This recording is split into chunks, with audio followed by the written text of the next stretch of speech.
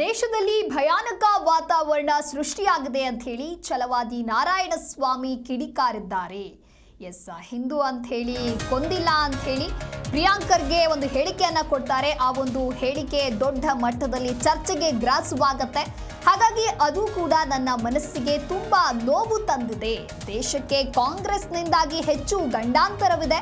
ಅವರಿಗೆ ಮಾನವೀಯತೆ ಬೇಕಿಲ್ಲ, ವೋಟ್ ಮಾತ್ರ ಬೇಕು ಅಂತ ಹೇಳಿ ಬೆಂಗಳೂರಿನಲ್ಲಿ ಛಲವಾದಿ ನಾರಾಯಣಸ್ವಾಮಿ ವಾಗ್ದಾಳಿಯನ್ನ ನಡೆಸಿದ್ದಾರೆ. ದೂರ ಇಡಬೇಕು. ಹಿಂದೂಗಳೆಲ್ಲ ಒಂದು ಕಡೆ ನಿಂತ್ಕೊಳ್ಳಿ, ಮುಸಲ್ಮಾನರೆಲ್ಲ ಒಂದು ಕಡೆ ನಿಂತ್ಕೊಳ್ಳಿ ಅಂತ.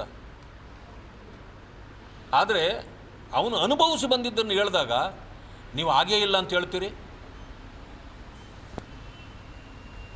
ಲಕ್ಷ್ಮಣ ಅಂತಕ್ಕಂಥ ಅವನು ಮೈಸೂರವ ಸ್ಪೋಕ್ಸ್ ಪರ್ಸನ್ ಅಂತೆ. ಈ ಕಾಂಗ್ರೆಸ್ಗೆ ಏನಾದರೂ ಮಾನ ಮರ್ಯಾದೆ ಇದ್ದರೆ ಇಂಥ ಅಲಾಲ್ಕೋರ್ನ ದೂರ ಇಡಬೇಕು. ಇಂಥವ್ರನ್ನ ಸ್ಪೋಕ್ಸ್ ಪರ್ಸನ್ ಮಾಡ್ತಾರೆ. ಬಹುಶಃ ಇನ್ನೆರಡು ದಿವಸ ಹೋದರೆ ಕಾಂಗ್ರೆಸ್ನವ್ರು ಹೇಳ್ತಾರೆ 28 ಜನ ಸತ್ತಿದ್ದು ಸುಳ್ಳು ಅಂತ ಹೇಳ್ಬೋದು ಅವರು. ಅಲ್ಲಿ